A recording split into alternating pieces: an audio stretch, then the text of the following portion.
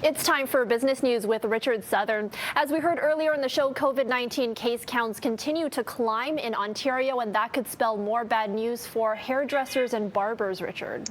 Yeah, as you know, we were talking just last week, right, about they were going to be able to open up on April 12th in Toronto and Peel, Erica, and you'd be able to get a haircut and get your hair done and get your nails done and all that sort of thing. Not looking so good now for that to happen, right? I mean, with the Premier making it sound like maybe a lockdown's coming. We've heard from Mayor Tory about maybe not allowing these personal care services to open. I wanted to talk to two workers in the beauty bar and salon industry, Erica, and find out what it would mean to them financially to not be able to open as planned on April 12th. Here's what they told me. I think, though, it would be something where if that's the case, then let's all be shut down, because to have some industries open when we are just as safe as them, it's completely unfair. We're talking big consequences. If the government decides April 12th that they'll close down the entire province and they'll help us and assist financially, I think that we would be okay with that.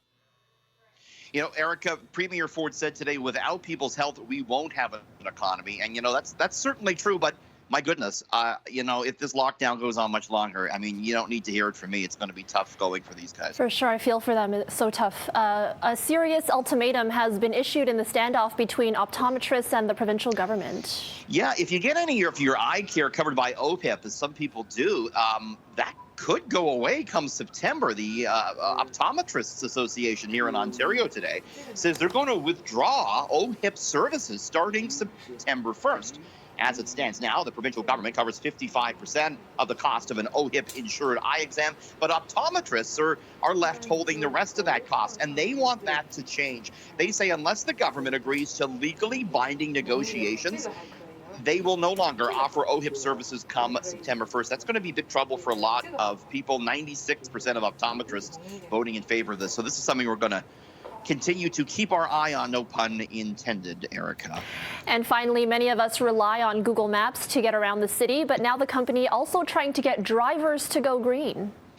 And are you as directionally challenged as me? I'm always punching the thing in. Yeah, 100%. Every time I'm driving, I have Google Maps with me. So me too. Reading it out loud. Yeah. I don't care if it tells me to turn into a lake. I mean, that's where I'm going, right? I'm following that. I've gotten lost many times with Google Maps too, so I must say.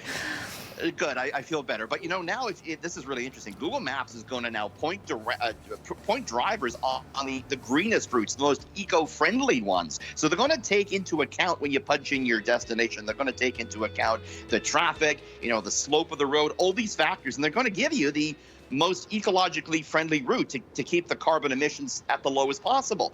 Now, if another route is quicker, they're going to present you with the two options, the eco-friendly one or the faster one. So certainly a big move there from the very popular Google Maps.